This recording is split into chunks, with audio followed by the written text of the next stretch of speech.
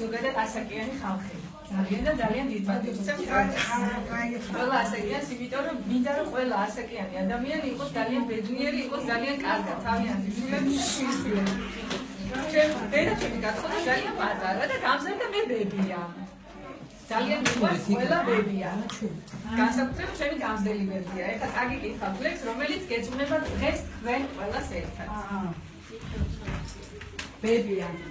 რამხელა ზალა აქვს შენს დაკოჟიმხელებს, ზისებრი სითბო აქვს ჭაღარა სევდიანს. ჩემო ბავშვობავ და კბილოს იზმარო, სიამაყე მყავხარ, ფუსფუსა ბებია.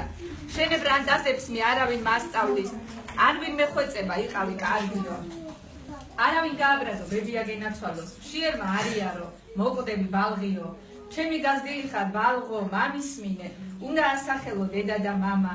ქართველი სახელი არსად შეარცხვინო, ფარავდეს ყველა წმინდანის ძალა. შენზე ვლოცულო, ბაბო გენაცვალო, შენ გამიმრავლდი, შენ ყავდი კარგად.